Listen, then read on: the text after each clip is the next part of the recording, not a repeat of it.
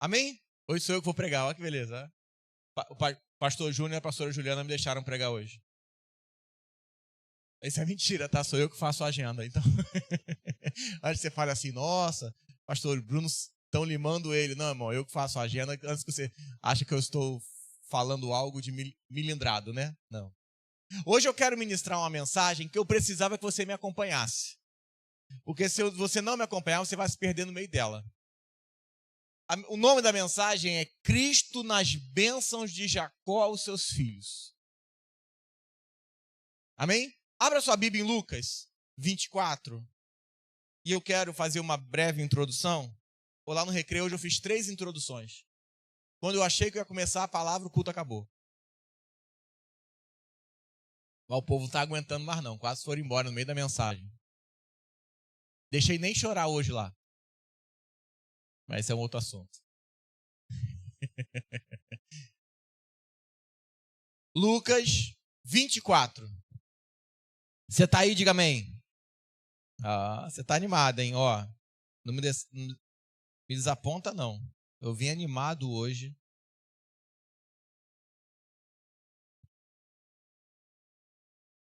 Se abriu, diga amém. Eu pensei que hoje você ia escalar outro. E tu tá assim agora. Não tinha ninguém para vir, né? Todo mundo foi para Guaratiba. Não, o Juan, quando eu vou pregar, ele não toca mais não, já perceberam? Ele sempre envia alguém. Ele agora ele falou para mim que ele só acompanha o pastor Júlio e a pastora Juliana. Tô brincando. Acho que vocês acham que isso é verdade. Aí hoje o que eu fiz? Mandei o pessoal para Guaratiba. Ficou sem ninguém. Gabriel quase sentou aí. Mas aí não. Ele lembrou que ele sabia só do Arnó. Aí não dava, né? Não dá pra fazer um culto inteiro, né? Lucas 24, verso 13, diz assim: naquele mesmo dia, 2 deles estavam a caminho para uma aldeia chamada Emaús, distante de Jerusalém 60 estádios. Iam conversando a respeito de todas as coisas que aconteceram. E aconteceu que, quando conversavam e discutiam, o próprio Jesus se aproximou e ia com eles. Mas os seus olhos, porém, estavam como que impedidos de o reconhecer. Fala assim, impedidos. Fala, Deus não deixou de reconhecer Jesus. Está escrito. Então Jesus lhe perguntou: o que vocês estão preocupados? E de que ides tratando à medida que vocês caminhavam? E eles pararam entristecidos. Um, porém, chamado Cleopas, respondendo, diz: você é o único, porventura, que tendo estado em Jerusalém, ignora a ocorrência desses últimos dias? E Jesus lhes perguntou: quais? E explicaram: o que aconteceu a Jesus o Nazareno. Irmão, isso aqui é uma piada. É uma piada porque Jesus está perguntando o que eles estavam falando do Jesus. Pegou? Você não sabe o que aconteceu? Ai, Jesus. O quê? Olha que fantástico. O que aconteceu a Jesus, o Nazareno, o que era varão e profeta, poderoso em obras e palavras, diante de Deus todo o povo, e como os principais sacerdotes e as nossas autoridades o entregaram para serem condenado à morte e o crucificaram. Ora, nós esperávamos que fosse ele quem havia de remir Israel, mas depois de tudo isso, é já o 3º dia desde que tais coisas aconteceram. 26. Porventura, 25. Então Jesus lhes disse: honesto, tardo de coração, para crer tudo que os profetas disseram, porventura não convinha que o Cristo padecesse e entrasse na sua glória? E começando Jesus por Moisés, discorreu por todos os profetas e expôs a eles tudo o que havia a seu respeito nas Escrituras. Olha que fantástico. 30. E aconteceu que, quando estavam à mesa, Jesus tomou o pão, abençoou e, tendo partido, lhe deu. Então abriram seus olhos e reconheceram Jesus. Mas ele de Jesus desapareceu da presença deles. E disseram um ao outro: porventura não nos ardia o coração quando ele pelo caminho nos falava, quando nos expunha as Escrituras. O texto é um texto fantástico e ele abre um caminho para a nossa pregação. Porque 2 discípulos estavam ao caminho de Emaús. Emaús significa lugar incerto. Cleopas significa pai. Então nós temos um pai caminhando para um lugar incerto. Então agora eles estão caminhando ao caminho de Emaús. E Jesus aparece. E eles não conseguem reconhecer Jesus, porque Deus não deixou que eles reconhecessem. A mesma coisa acontece com aquela mulher à frente de onde Jesus morreu. Quando Jesus aparece, ela acha que Jesus é o fazendeiro, o jardineiro. Ela não reconheceu Jesus também. Então é interessante nós notarmos que agora eles vão indagar Jesus pelos acontecimentos. Não sabe você que você é o único em Jerusalém que não sabe o que está acontecendo, que Jesus morreu. O problema é que o versículo 19 mostra que eles caminharam com Jesus, mas não sabiam quem Jesus era. Porque o 19 diz assim: e Jesus lhes perguntou, quais? E explicaram: o que aconteceu a Jesus o Nazareno, profeta varão, poderoso em obras de palavras, diante de Deus e diante de todo o povo. Resposta errada, queridos. Jesus não era um profeta. Jesus era o profeta. Jesus não era um homem poderoso em palavra. Jesus era um enviado, o Messias, aquele que havia de vir, o Verbo encarnado, a porta de Deus, o Cordeiro do Senhor, a verdade, o caminho, a vida. Jesus concentrava tudo nele, porque Paulo vai dizer que Jesus era tudo. Ele não era alguém para remir um local. Eles estavam esperando alguém errado, porque mal sabiam quem era Jesus. Eles puseram uma expectativa em alguém que nem sabia quem eram. Só que o texto é fantástico, porque o verso 27 diz: e começando Jesus por Moisés, discorrendo por todos os profetas, expunha-lhes Jesus a seu respeito o que estava na Escritura.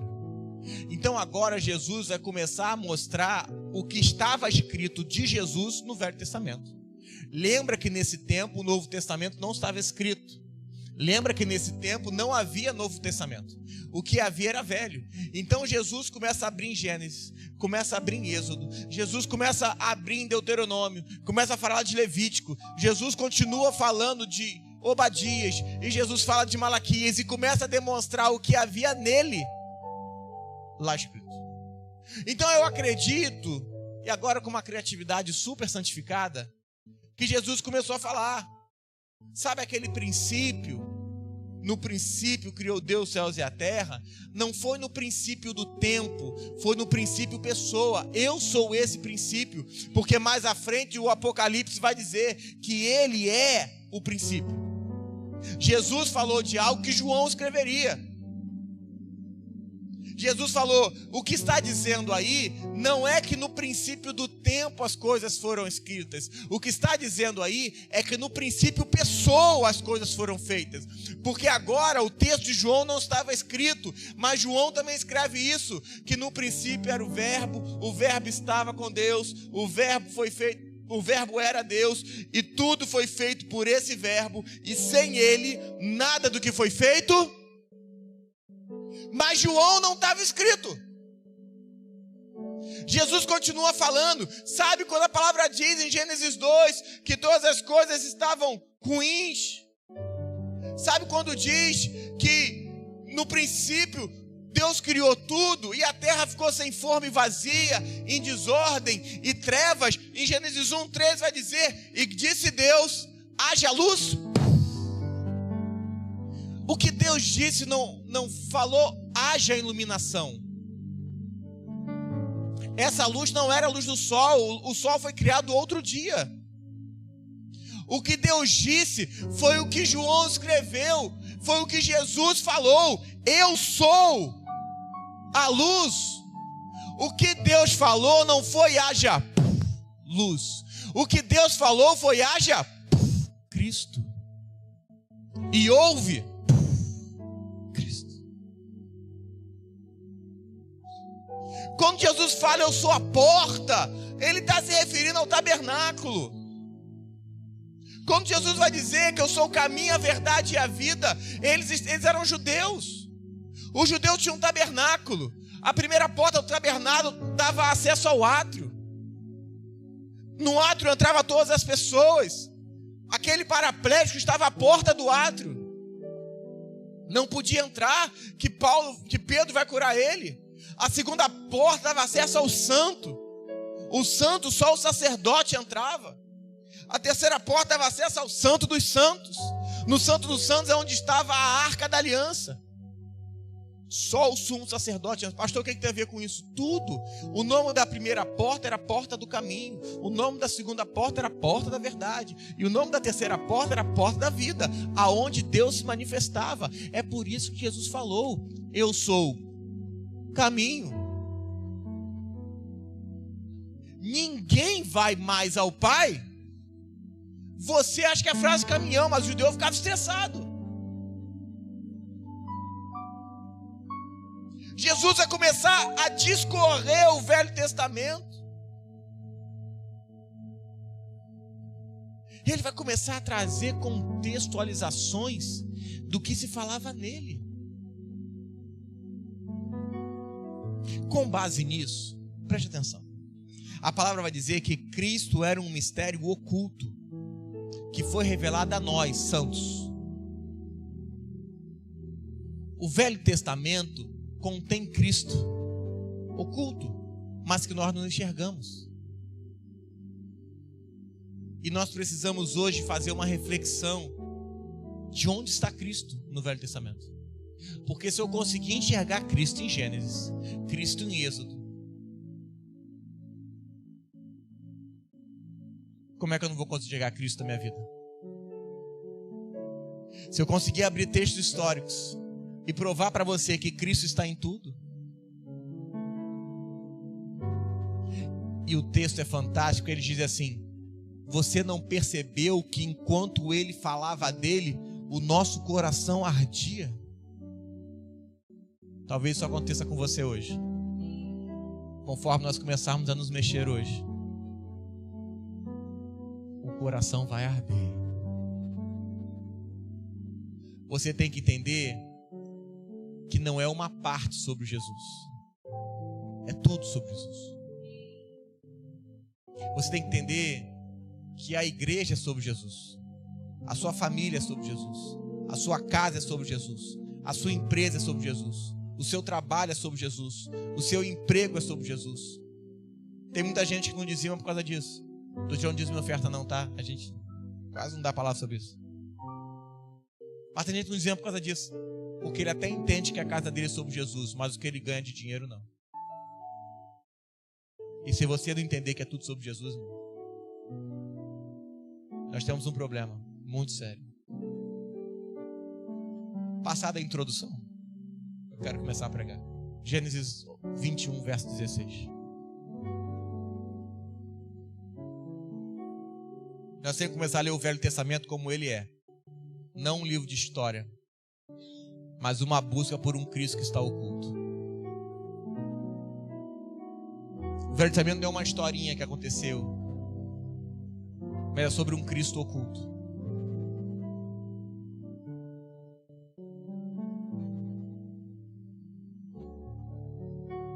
Gênesis 21, 16 vai falar sobre Agar e Ismael. Diz assim, 21, 16: e afastando-se, foi sentar de fronte à distância de um tiro de arco, porque dizia: assim não verei morrer o menino.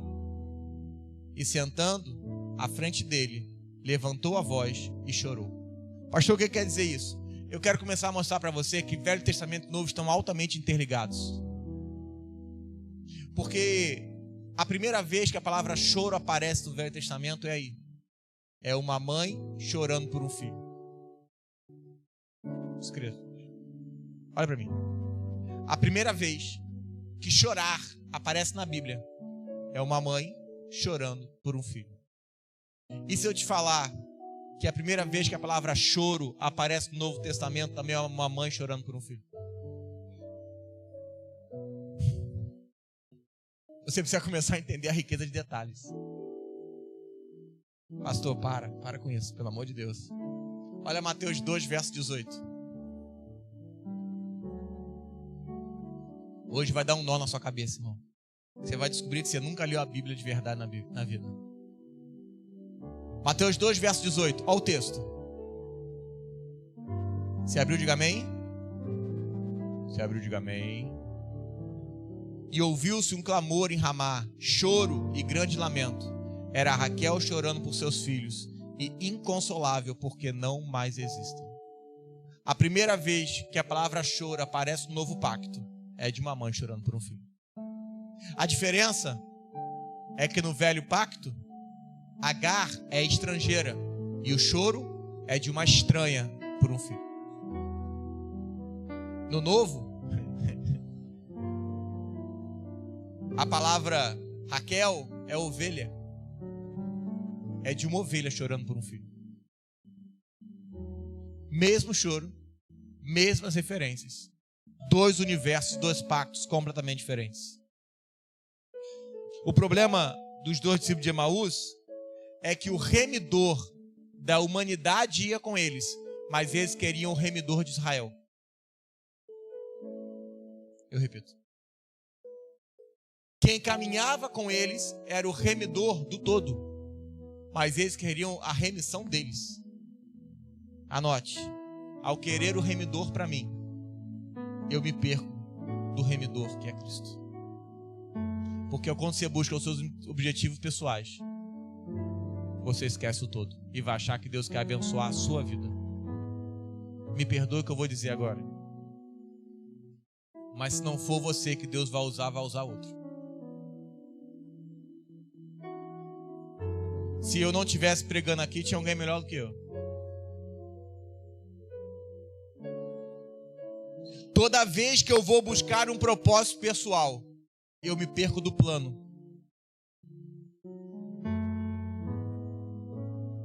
Toda vez que eu vou buscar algo para mim, eu me perco do todo. E a igreja evangélica está focada em propósitos pessoais. Me perdoa o que eu vou dizer, mas você não tem um propósito. Quem tem um propósito é Deus. Você não tem um ministério. Quem tem um ministério é Deus. O que a igreja evangélica fez foi confronto de vaidade. Então ela sabe que você gosta do McDonald's, então agora ela oferece McDonald's na igreja.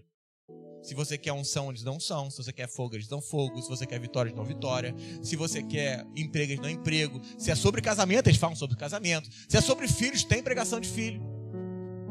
Pastor, qual o problema disso? A origem. Deus nunca mandou a gente fazer isso. Deus mandou a gente olhar para Cristo. A pregação só deveria envolver Cristo. Porque quanto mais olho para Ele, mais reconheço Ele e mais quero ficar igual a Ele. O problema é que agora estão focando no homem e você olha para o homem e se perdeu do Senhor. Esse é o coaching. Falando coisa que você precisa escutar, mas que não deveria escutar, porque deveria morrer e não mudar. O propósito do evangelho não é mudar você, é matar você. Eu repito. Você quer ir embora? Os semblantes abaixaram assim, sabe? O evangelho não é sobre uma vida melhorada. O evangelho é sobre uma vida crucificada. O evangelho não quer mudar a sua pessoa. Você não vai nas águas do batismo e volta uma pessoa melhor. Não. O evangelho não é mudança de roupa, é mudança de natureza. Falei isso na igreja do Recreio hoje. Não é sobre o Vincent chegar na igreja e falar assim: ai pastor, Vincent está casado, tá? Pelo amor de Deus, diácono da igreja. Não é sobre quando ele chegou na igreja e falou: nossa, eu vou deixar de sair, eu deixo de beber e tal. Aí de vez em quando me liga, fala: pastor, nossa, tá me dando uma vontade de fazer isso e tal e aquilo outro. Até aqui é mudança de comportamento. O evangelho não propõe isso. O evangelho não propõe não posso fazer e não faço, porque é errado. A proposta do evangelho é não posso fazer porque sequer tenho mais vontade. A proposta do evangelho não é mudar a roupa que você veste. A proposta do evangelho é mudar a natureza da sua vontade. Porque até enquanto você estiver falando, tem uma voz na minha cabeça, tem um desejo rolando, me perdoe o que eu vou dizer, você até está mudando de atitude, mas ainda não se converteu. Porque conversão não é um Nescau com gota de chocolate. Conversão é outro produto, é outra natureza. Conversão não é veio pra cá, tacou o chocolate na água, deu uma mexida e levantou o chocolate molhado. Isso não é conversão. Conversão é, por que você não faz mais aquilo? Irmão, eu encontrei um Cristo que eu vou te contar o que você não vai acreditar. Eu sequer tenho vontade. Pastor, não cheguei nesse nível. Não tem problema. Nós vamos orar até chegar. Conversão não é passou uma menina bonita na rua e eu deixei de olhar. Porque sei que é errado. Pegou? Conversão é, não tem por que olhar. Porque eu não quero. Conversão não é, eu não traio a minha esposa porque Deus vai me fulminar. Conversão é, sequer temos por que conversar isso, porque essa linguagem não está na minha boca. Isso é conversão. Conversão não é mudar roupa. Conversão é mudança de natureza. Só como é que a gente faz isso? Se arrepende. Não é se arrepender dos meus pecados. É começar a se arrepender das minhas vontades. Porque quem se arrepender de vontade não vai precisar se arrepender de pecado. Vira para esse irmão ao nosso lado e fala assim: ele falou que a gente podia ir embora. Então toda vez que eu busco o meu propósito pessoal, eu me perco do corpo. Porque eu começo a achar que o Bruno pastor é mais importante que o Bruno diácono. E que em algum momento eu mando e ele obedece, porque eu vim primeiro. E que daqui a pouco o Bruno tem que obedecer porque ele é diácono da igreja e eu sou o pastor que manda. Não é uma natureza que diz: irmão, eu não obedeço porque me mandam, eu obedeço porque é impossível desobedecer. Você pegou que não é forçado? Vira para esse irmão e fala assim: passada a segunda introdução, nós vamos começar o culto. Fala assim: você já entendeu que é tudo sobre Jesus? Diga amém. Se você falasse que não, irmão, eu tenho que voltar tudo. Vamos para a bênção de Jacó. Vamos lá, vou começar o culto agora. Gênesis 49.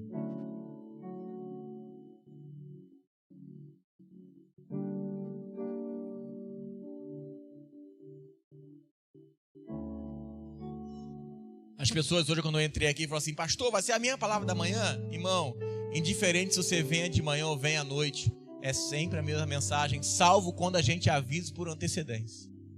E é indiferente se quem prega é o pastor Bruno, é o pastor Júnior, é a pastora Juliana.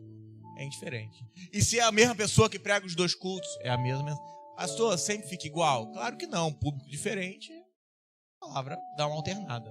Mas é sempre o mesmo caminho, eu acho. Gênesis 49, você abriu, diga amém. Grava esse texto, que esse texto é fantástico, porque Jacó está para morrer, chama seus 12 tribos e vai dar uma bênção para cada Bíblia, para cada filho. Escreve onde você quiser: eu vou ler uma Bíblia que eu nunca li. Não, pode escrever, pode escrever. Fala: a partir de agora começa uma história que eu nunca vi, apesar de conhecer. Agora vamos falar das 12 tribos de Jacó. Vou conseguir falar de todas? Não. Por quê? Não vira vigília. E eu não sei se você veio preparado para uma vigília. Então vamos falar das que são possíveis. Amém? Gênesis 49, verso 1 diz assim: depois chamou Jacó a seus filhos e disse: ajuntai-vos, e eu vos farei saber o que vos há de acontecer nos dias futuros. Ajuntai-vos e ouvi, filhos de Jacó, ouvi a Israel, vosso pai. Então Jacó vai estar para morrer, junta seus 12 filhos e fala assim: se juntem, e eu vou vos fazer saber o que acontecerá nos dias vindouros, no tempo futuro. Fala assim, logo, a bênção não era para eles.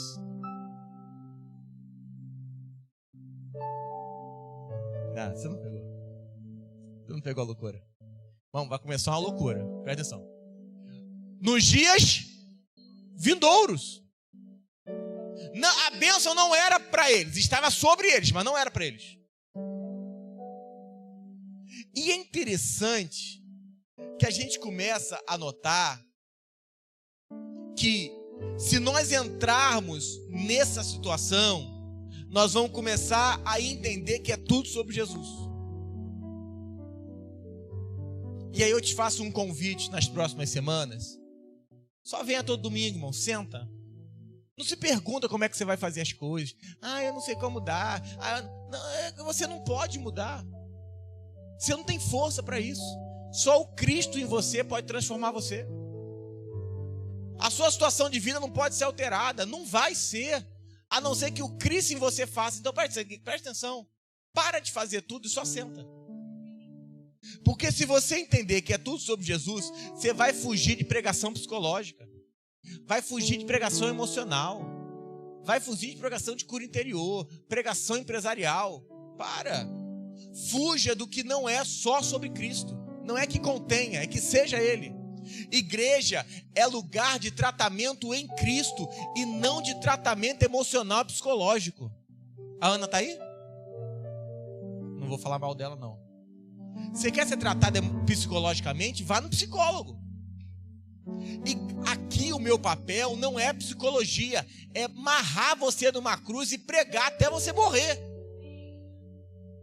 Porque ouso te dizer, e convida psicólogo cristão, que todos os seus problemas emocionais são falta de cruz. É claro. Converse com a Ana, que a Ana, estou fazendo uma moral para ela hoje, né? Que ela vai fazer, a Ana pode te ajudar a ir à cruz. Ela não vai te ajudar a curar o seu interior. Ela vai te ajudar a morrer. Estou dando uma moral para ela hoje. Ela não veio, tá vendo? É para Deus não deixar o ego subir. Depois você fala para ela que eu falei isso, para não falar que a mentira está gravado, né? Todas as suas dores são curadas na cruz. Mas como você não acredita em cruz, você vai buscar ajuda humana. Artifício humano. Vai fazer 10 maneiras de resolver o problema com seu marido. É verdade. Vai buscar um culto de maldição hereditária para resolver os problemas de hoje. Moda. Vai começar a gritar aú, aú, aú para ver se alguma coisa muda na sua vida. Não tem condição. Não tem. Se algum homem aqui que já subiu um homem para virar homem, irmão, eu paro. Eu não tenho condição. Presta atenção. Só que no dia que você aprender que o caminho é Cristo, a verdade é Cristo e a vida é Cristo, tudo muda. O problema é que para essas pessoas é mais ou menos sobre Jesus. Porque se dá um problema pode ser Freud. Se tem um problema é cura interior. Se tem um problema é coaching gospel. Aprenda, é tudo sobre Jesus e nada mais importa. Deus não fez uma igreja para curar emocionalismo de ninguém. Deus fez uma igreja para que nada seja além de Cristo. Altar não é lugar de falar da sua vida. Altar é lugar de revelar a Cristo. Então Jacó chama seus 12 filhos. Verso 3. Rúben, leia na sua Bíblia que pode parecer estranho. Rúben, tu és o meu primogênito, minha força, primícias do meu vigor, o mais excelente em altivez e o mais excelente em poder, impetuoso como água, não será o mais excelente, porque subiste ao leito do teu pai e profanaste, subiste a minha cama. Rúben, ele vai... Tem criança? Vou falar para você entender. Ele vai ter relação com a escrava do pai. Você pegou? Posso falar mais claro, eu consigo. Ele tem relação com essa mulher. Então, ao ter relação com a concubina, como se chamava, do pai, ele perde o direito da primogenitura. Preste atenção. A bênção diz: impetuoso como água não será mais excelente, porque você subiu ao leito do teu pai e profanaste, porque subiste a minha cama. Nenhum rei na história bíblica, nenhum herói, nenhum profeta, nenhum juiz veio de Rubem. Ninguém. Preste atenção. Jesus escolhe 12 discípulos. 11 eram da tribo da Galileia. 11 da região da Galileia. Não era. Eu repito. Calma aí, pastor. 11 eram da Galileia. Era de Rubem. Judas Iscariotes. Respira. Homem. Cariotes. Região da tribo de Rubem. E você achando que é sobre Rubem. Começou a dar ruim, não começou não? Presta atenção. Mateus 26, verso 21. Me acompanha. Agora você começou a ficar interessado, né? Você é um sem vergonha, gente. Os olhos se abriram e ao mesmo tempo a Bíblia agora abre. Mateus 26, verso 21. Me acompanha. Essa é a ceia. Olha que fantástico. Olha como Judas pensava diferente. Catuca esse irmão que está ao seu lado e fala assim: abre a Bíblia. Se você tiver com celular e com Bíblia, não tem problema não. Deixa a Bíblia em Gênesis 49 e abre o celular nos textos que eu vou falar, porque eu vou fazer essa transposição entre um e outro. Hoje eu libero o celular. Hoje. Mateus 26, verso 21, você abriu e diga amém. E enquanto comiam, declarou Jesus: em verdade vos digo que um entre vós me trairá.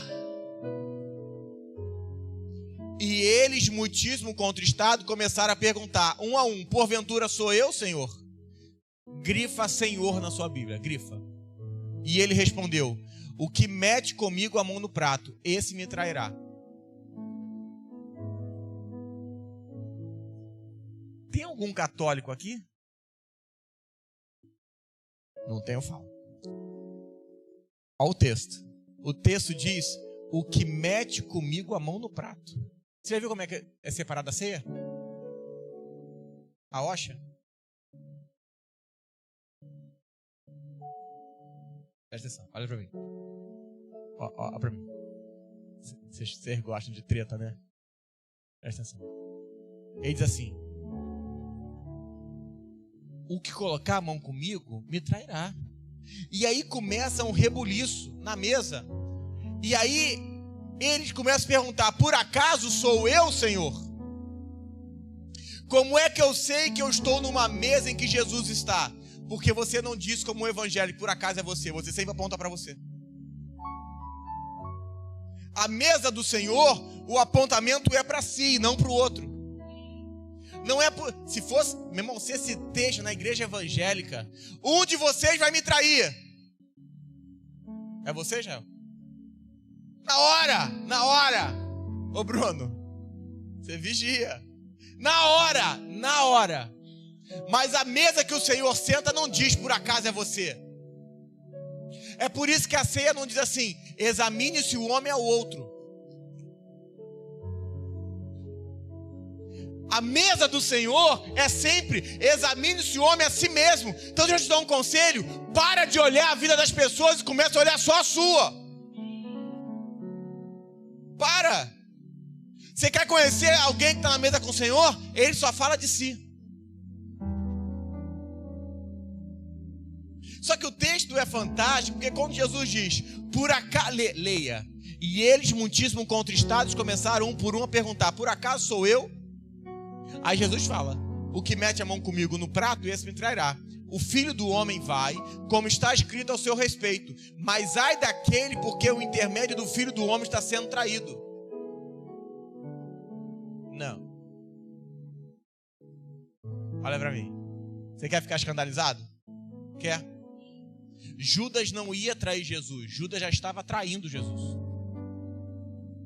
Não, pastor. Ele saiu dali para trair. A traição não acontece quando você faz, a traição acontece quando você pensa. Pastor, não está escrito isso. É porque por onde você é Bíblia, vamos ler. O filho do homem vai conquistar seu respeito, mas é daquele que por intermédio do filho do homem está sendo traído, melhor que não fora ter nascido. 25. Então Judas, que o traía. É ruim quando a palavra aparece assim de repente, né? Dá uma raiva. Judas já estava traindo. Porque a traição não acontece no fato. A traição acontece na intenção.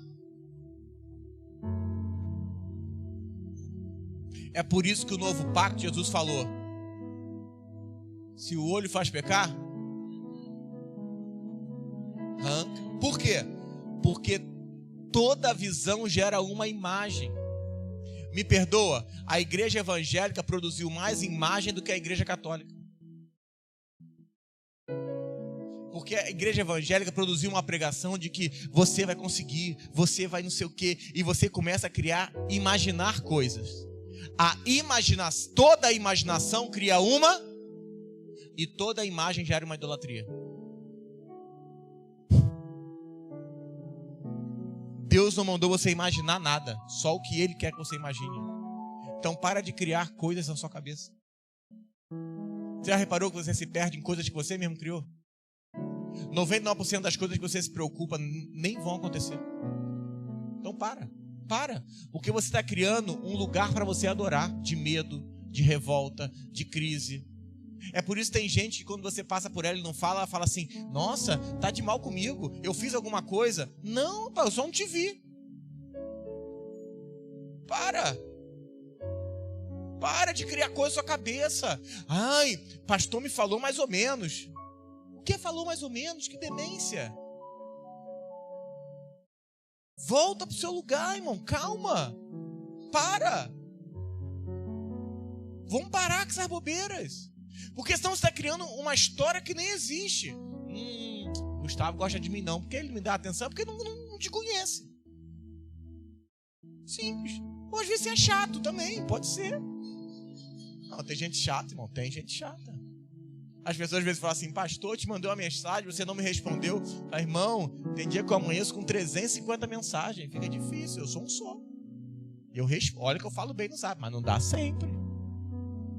E não tem problema, já falei. E quando eu não responder, dá 3 pontinhos para a mensagem subir de novo. Seja inteligente. E eu nem fico chateado, não. Quem faz isso sabe que eu não ai, pô, tô lá no meio. Não, é que eu não vi a mensagem mesmo. Mas Judas era tão diferente que lembra que os discípulos falaram: por acaso sou eu, Senhor? Mas 25 diz assim: então Judas, que o traía, você viu, tá aí? Perguntou: acaso sou eu? Quem está escrito aí? Quem está escrito? Mestre. Fala para o seu irmão do outro lado e fala assim: trair o Senhor é impossível, mas o mestre com certeza. Judas não via o Senhor como Senhor. Está escrito. Judas não ia traí-lo. Judas já o tinha traído.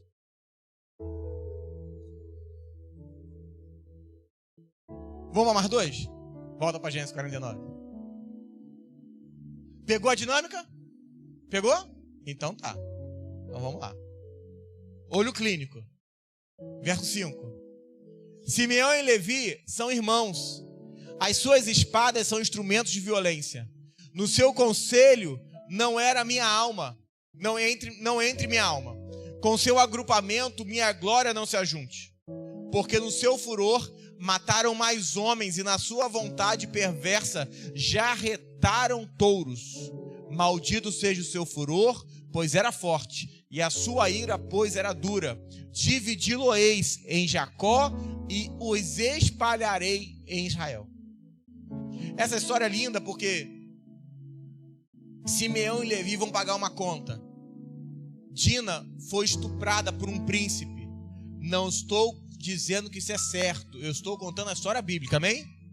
E esse príncipe se arrependeu. Volta a falar, tem que ir preso, tá?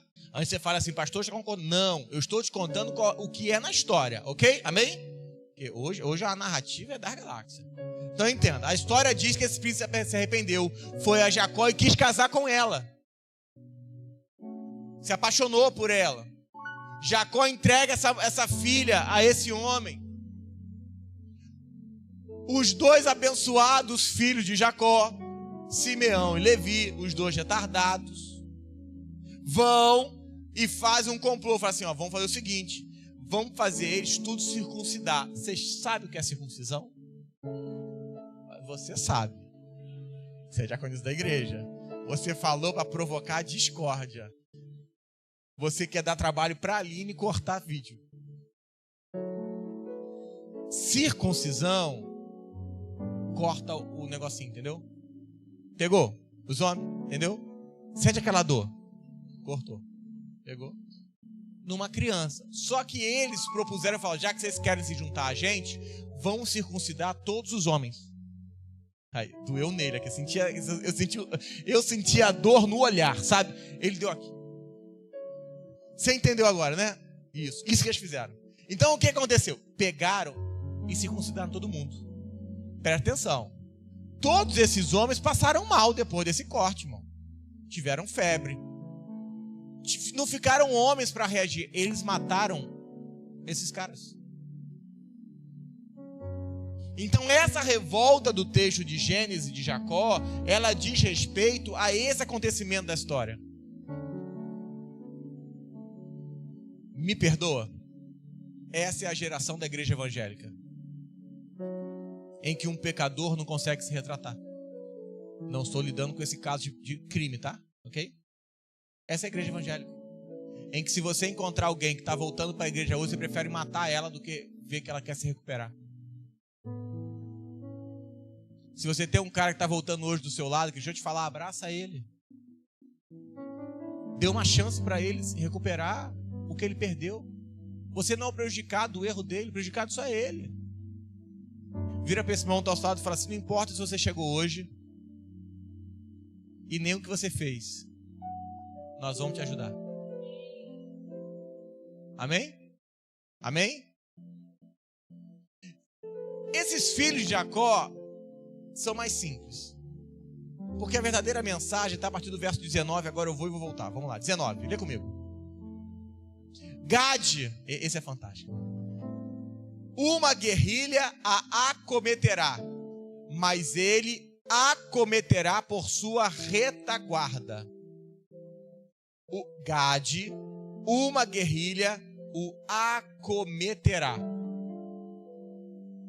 Então está dizendo que viria uma tropa a eles, ok? E aí está dizendo que ele iria expulsar essa tropa. Gade, se eu falar Gade e você for para o Novo Testamento, o que você lembra de Gade? Vai, por favor, em nome de Jesus, vai. Gade. Gadareno, olha. É isso. O Gadareno era da região de Gadar, região da tribo de Gade. Vocês lembram como esse Gadareno estava? Vai, fala. Fala. Endemoniado. Vamos ler? Vamos lá. Depois a gente volta a um texto. Marcos 5, verso 1. Presta atenção, que coisa fantástica. Marcos 5, verso 1. Você abriu, diga amém. Só para você entender. Entremente chegaram a outra margem do mar, a terra dos Gadarenos. O que acontece? Eu vou falar para você ganhar tempo. Jesus solta do barco, o Gadareno vem até Jesus. Jesus pergunta a ele qual é o nome dele, e ele responde, qual é o nome dele? Fala. Legião. Sinônimo, tropa. 4 a 6 mil soldados. Você sabe como é que esse homem ficou endemoniado? Jesus falou assim, que quando uma pessoa endemoniada vem, se você expulsar o demônio dela, esse demônio vai trazer consigo... Não. Vai trazer contigo quantos? Então vieram 8. Pastor, não, é 7. Não, irmão. 1 trouxe 7. 1 mais 7. Eu sei que você ouviu a vida toda que ele ia entrar 7. Saiu 1 e entra 7. Quem estudou isso? Isso aí não é nem falta de Bíblia, é falta de matemática. 1 trouxe outros 7. 1 mais 7. Então presta atenção. A primeira vez que esse demoniado ficou endemoniado, saiu 1. Tá com matemática, tá com calculadora? Abre a calculadora aí. Quando saiu esse 1 voltou com quantos? 7. Então ficaram quantos? 8. Agora veio alguém e expulsou de novo. Saíram 8. Cada 8 trouxe quantos? 7. 8 vezes 7? 56. O texto diz isso. O que o texto diz? É que eles expulsavam, ele acalmava e depois ele ficava nervoso de novo. E eles prendiam ele de novo. Ele expulsava. Esse é o texto dos Gadarenos. Então agora saiu quantos? 56. Uma legião são quantos? 4.000. Então expulsou uma vez, expulsou 2. Já tomou a terceira. Saiu 56. Voltou com cada um mais 7. 448. Quarta vez de libertação e ele não é uma legião ainda. Agora vai expulsar de novo. 448. Vezes 7. 3.500. E ainda não é uma legião. Sabe o que é isso? Isso é a igreja evangélica libertando pessoas sem cuidar delas. 5 vezes demoniado e ninguém parou por formar Cristo. Porque o evangelho, a libertação não é expulsar um demônio, é formar Cristo nas pessoas. O evangelho não fala sobre uma casa limpa, fala sobre a casa cheia.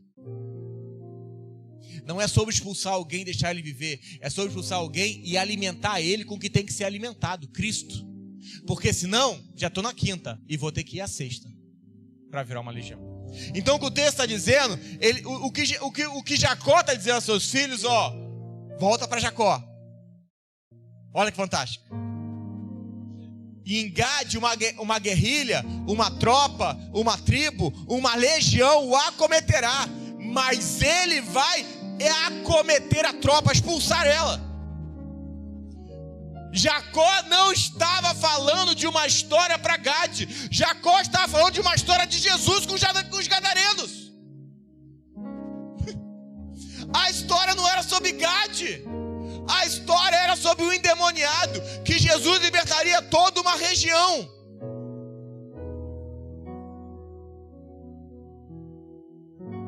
Décadas e centenas e milênios de anos antes, Jacó profetiza uma história de Jesus. Você quer outra? Vamos para outra.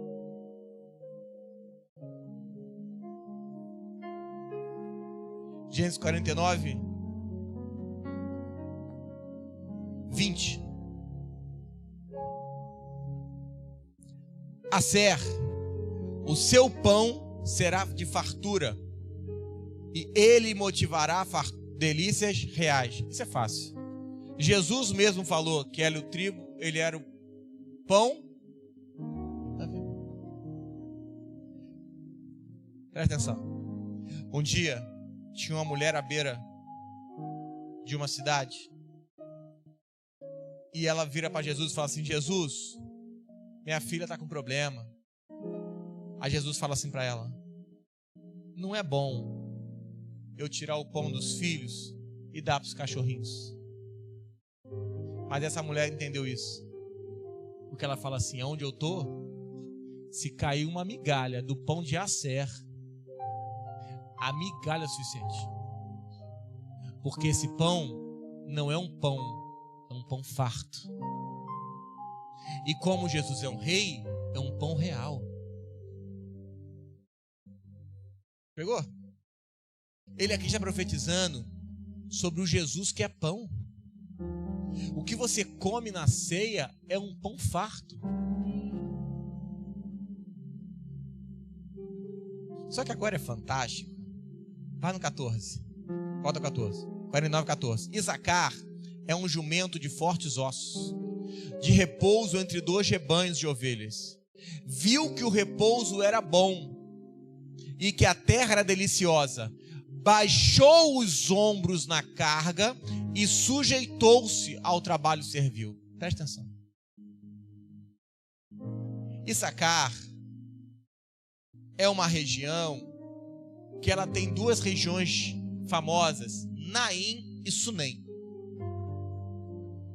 Naim e Sunem acontecem 2 eventos fantásticos. Em Naim, o profeta Eliseu, ele vai ressuscitar um filho morto de uma mulher. Em Sunem é onde passa o cortejo que Jesus ressuscita uma criança. Presta atenção. Todas as 2 histórias em Issacar.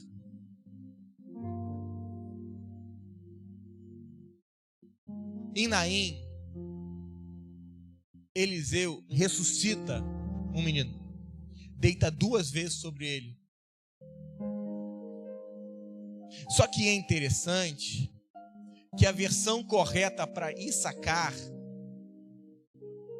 o que eu poderia falar, o que diz aqui, viu o repouso que era bom, Issacar era um jumento de fortes ossos, de repouso entre os rebanhos de ovelhas. O que o texto estaria dizendo para a gente mais correto é que Issacar é um jumento deitado entre 2 rebanhos. E se você pegar o mapa de Israel e faça isso no Google, entre Issacar e entre Sunem, na região de Issacar, entre Sunem e Naim, existe um monte. O que o texto está dizendo é que Issacar é como se fosse um jumento separando 2 povos. Agora presta atenção. A mesma história. Um morto sendo ressuscitado num local e um morto sendo ressuscitado no outro. E se você pasmar e fosse procurar a expressão bíblica, Sunem significa lugar do dobro. O que Eliseu tinha de Elias? O dobro da unção. Mas Naim é lugar de calmaria. E monte, jumento, é Moré, que é professor. Porque chega um tempo na igreja em que até quem tem unção dobrada tem que atravessar o monte para lidar com o professor da calmaria. Que unção não basta, fogo não basta, gritaria não basta, queda não basta, nada basta. As pessoas chegam no momento que só querem paz.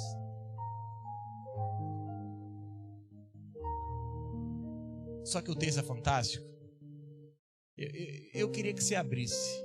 Abre em Lucas 7, 11. Eu queria que você visse uma...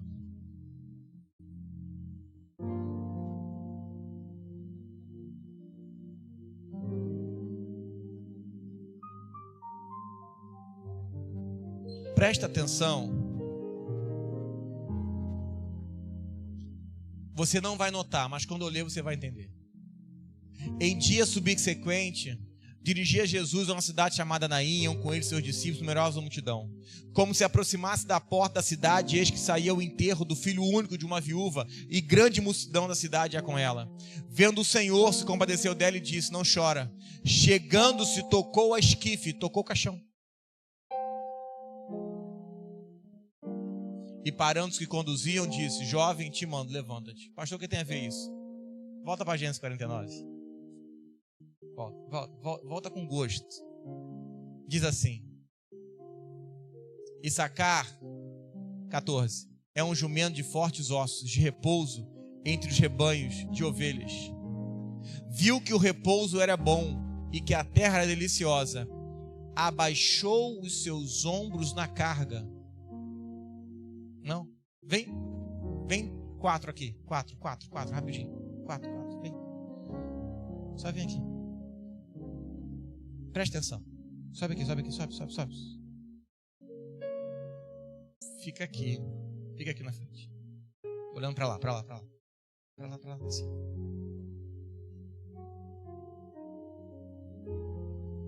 Vocês vão ter que imaginar que eles estão carregando um caixão, ok? Faz aí, pose de caixão, faz. Não, embaixo, né? Não, dá a mão não. Carrega caixão, aqui, ó. Presta atenção. Pegou? Lê o texto. Viu que o repouso era bom, que a terra deliciosa, fez o quê? Baixou os seus ombros e tocou a carga. Não, você não entendeu. O que diz o texto que a gente acabou de ler? Lucas 7:11. Diz assim. 14. E chegando-se tocou o caixão. Aqui. Tinha um morto. Jesus podia falar só para o morto citar.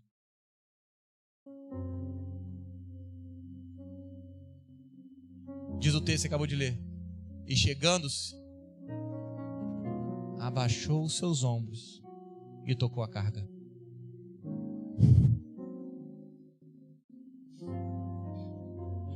Na exata região de Sacar. O que Jacó estava profetizando era o ressuscitar de uma criança. Olha, pode sentar. Olha o detalhe do texto. Olha o detalhe do texto. É tudo sobre Jesus, querido. Não é alguma coisa sobre Jesus. Olha que fantástico. Acontece no versículo 21. Volta lá para Gênesis 49. Você me acompanha? Diga amém. Gênesis 49.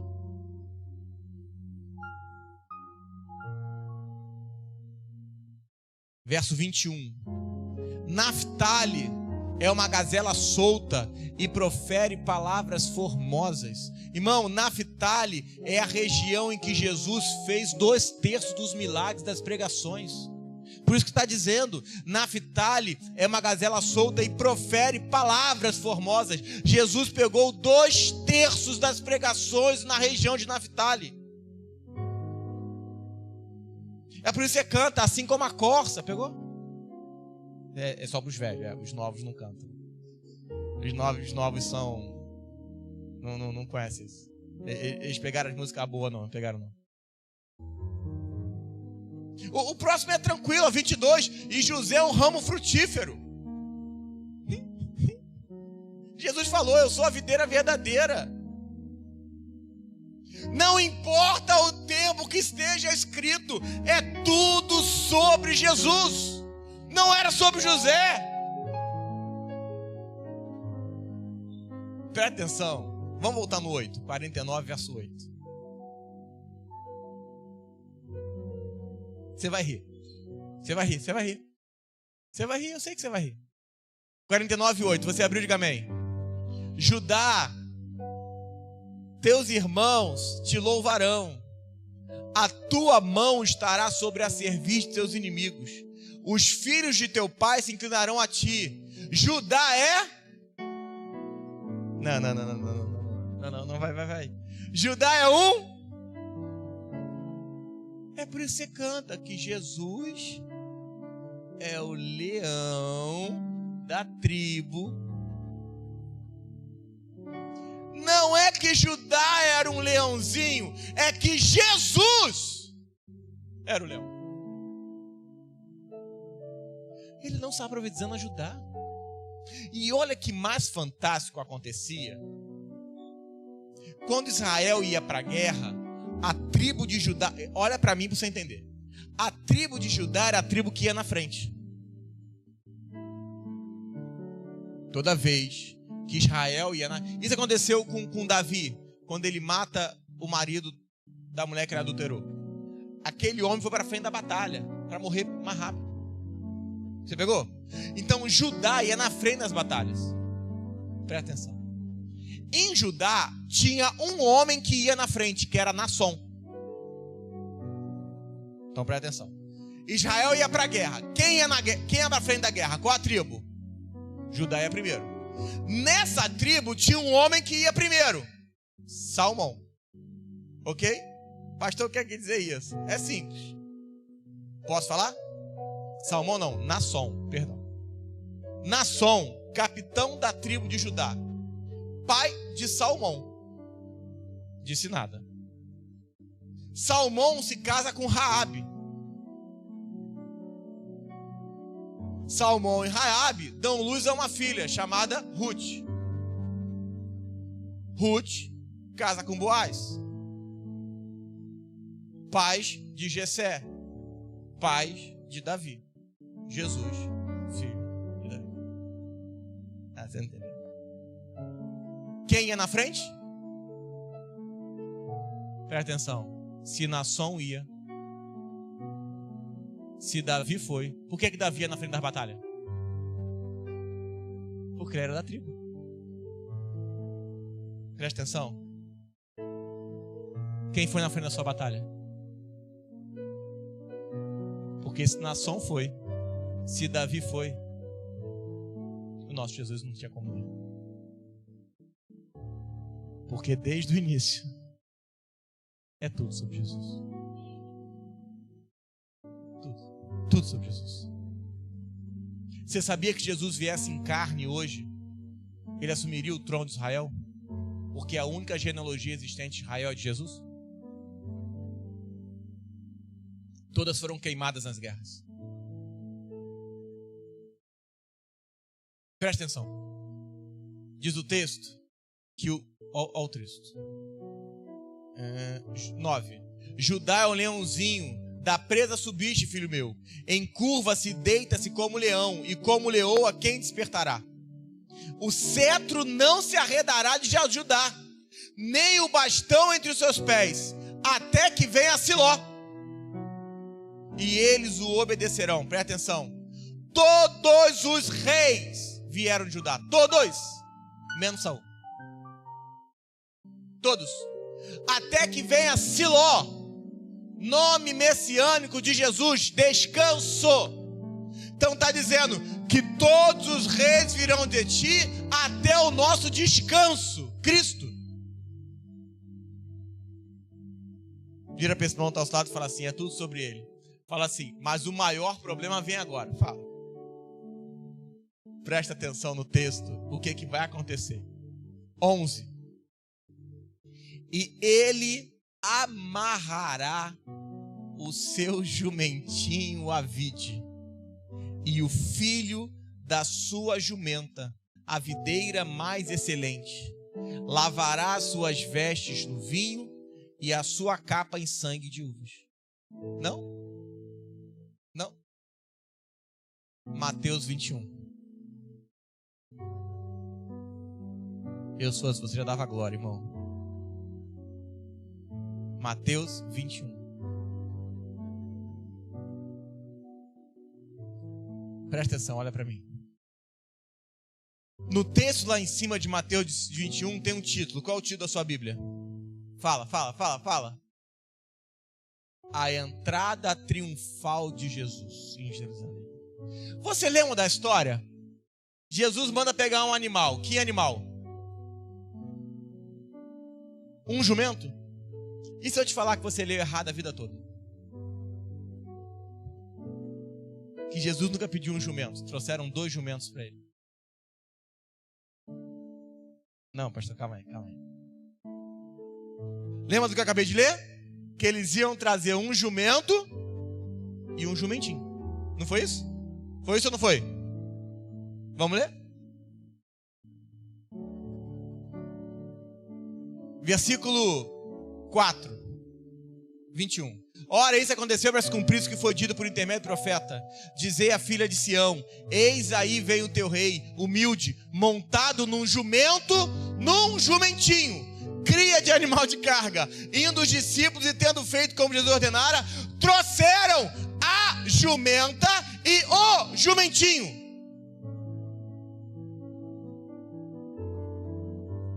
E o texto é fantástico assim, e puseram em cima suas vestes.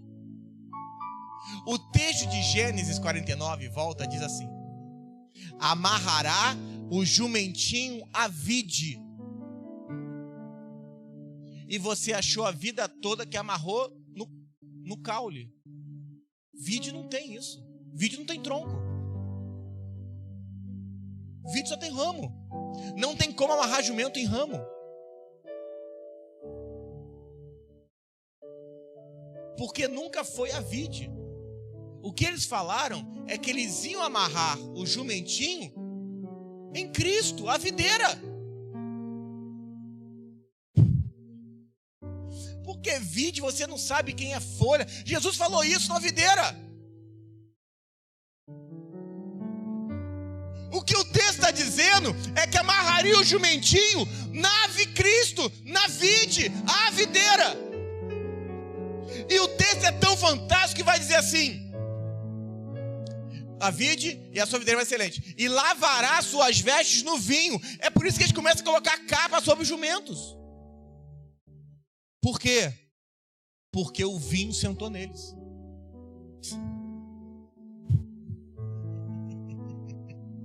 Nunca foi um jumento, sempre foram dois. A igreja evangélica não viu, mas o Jacó profetizou isso lá atrás.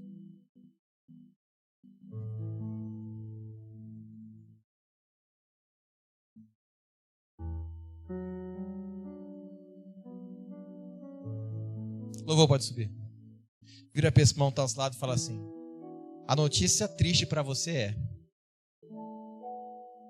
se você veio buscar cura interior, não é aqui. Libertação financeira, não é aqui. Conexão financeira, não é aqui. Mas se veio conhecer mais de Cristo, Romanos 8, 28, eu termino. Eu acho. Louvor, pode vir. Eu tô com horário ainda, hein? Olha. Tô achando que eu vou pregar mais uns 20. 28 diz: sabemos que todas as coisas cooperam para o bem daqueles que amam a Deus e daqueles que são chamados segundo o seu. Esse é o texto da igreja evangélica, né? Que todas as coisas cooperam para o... Aí você acha o quê? Tá tudo ruim e vai cooperar para que eu fique bem. Sim ou não? O texto não diz isso, não. Apesar de estar escrito. Porque o texto é uma construção. Que diz: sabemos que todas as coisas cooperam para o bem daqueles que amam a Deus. Fala, sou eu. Daqueles que são chamados segundo o propósito de Deus. Fala assim, sou eu. 29.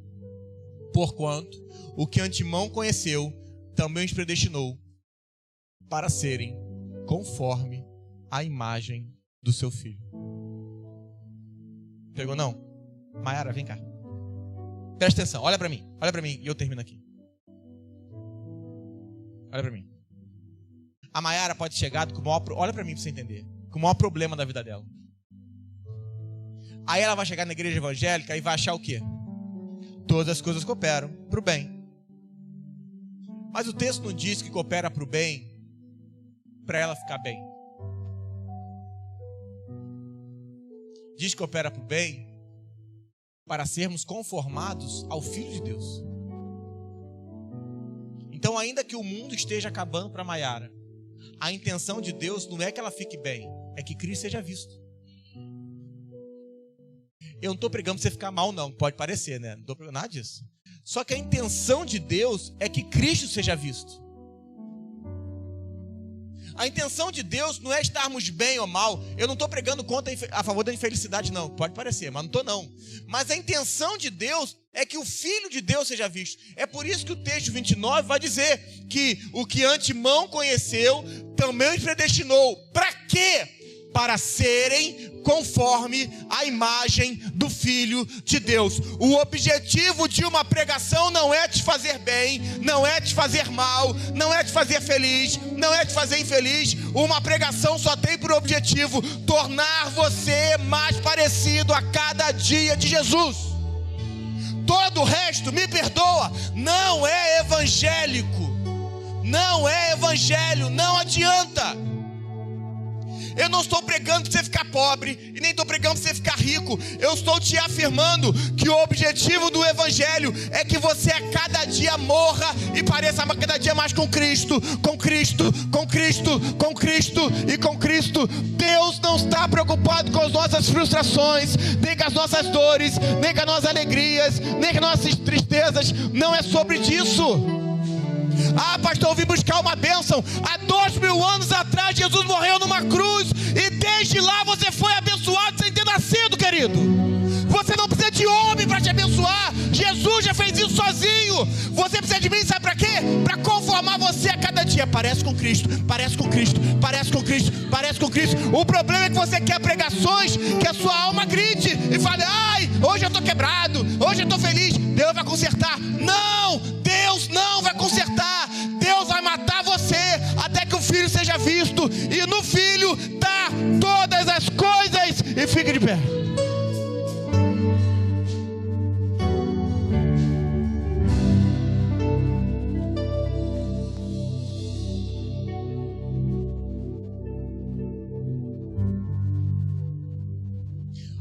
Hoje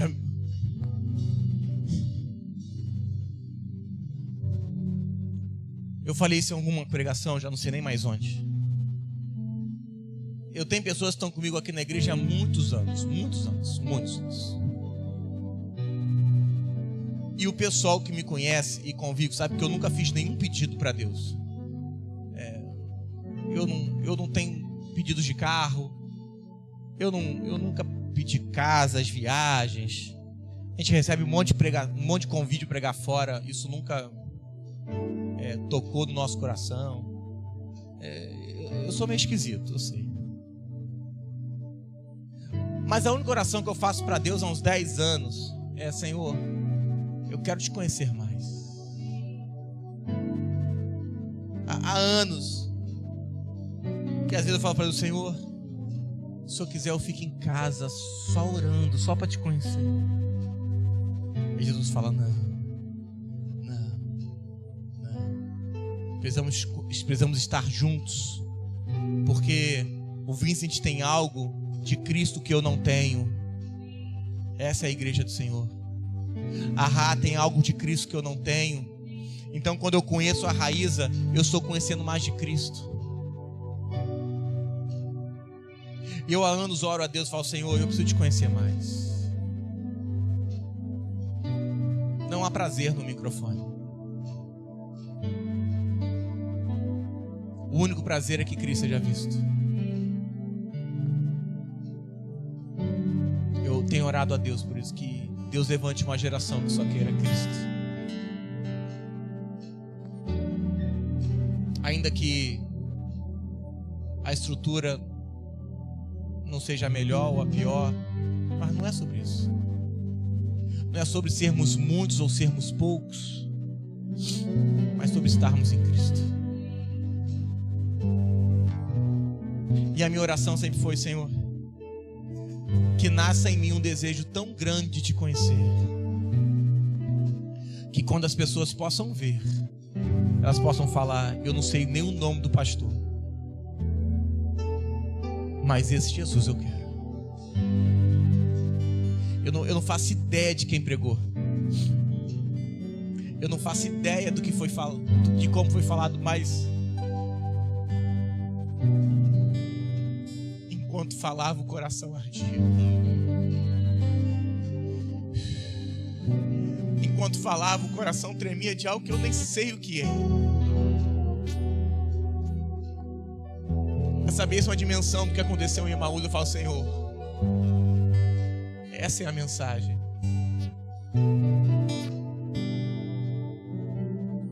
Não pensou você se enquanto ele discorria sobre Jesus no Velho Testamento, o nosso coração ardia.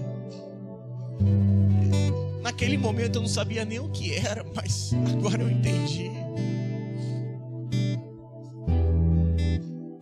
Me perdoa o que eu vou dizer, mas hoje é dia de se arrepender.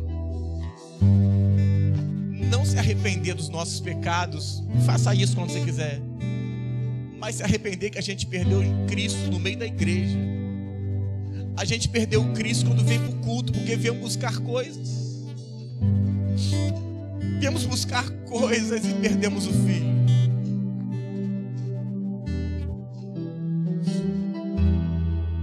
Hoje é dia de se arrepender, querido. Nós não temos outra mensagem. Só temos uma mensagem: Cristo, Cristo, Cristo, Cristo. E hoje talvez a sua oração possa ser: Senhor, me mostra para eu ler igual, Senhor. Você pode falar que eu vim de muito estudo, querido, mas eu sou fruto de 2 pais analfabetos. Tudo que conhecemos é porque Deus ministrou, querido. E eu quero te fazer um convite hoje do fundo do meu coração. É um fato que a gente perdeu Jesus na igreja. E eu não falo da igreja, cadê? Eu falo da igreja global. A gente vai para a igreja para querer dinheiro. A gente vai para a igreja para reatar casamento. Você é solteiro, quer um noivo? Diga amém. Você já tem um noivo há 2 mil anos atrás. Cristo é seu noivo, você se contente com ele, querido. Se um dia Deus quiser te dar um noivo físico, aleluia. Você é a noiva do Senhor, se alegre com isso. Você quer aparecer? Não, você quer que Cristo seja visto. Isso nos basta. Talvez hoje você precise desse evangelho. Você se perdeu ou nunca se achou. Dá a mão para alguma pessoa ao seu lado. Dá a mão para um. Olha bem no olho dele e pergunta assim. Olha bem no olho dele, no olho dela, dele, não importa. Olha, pode olhar. Se ele é feio, não importa, olha. Fala assim: deixa eu te perguntar uma coisa. Será que vivemos um Emaús hoje? Que enquanto ele pregava o coração ardeu? Pergunta. Responde. Fala assim. Pergunta de novo, fala assim: será que nós queremos esse Jesus? Se apaixonar desse jeito? Eu não estou te convidando para ser evangélico, não, porque eu tenho pregado, talvez a gente vai ter que deixar de ser evangélico.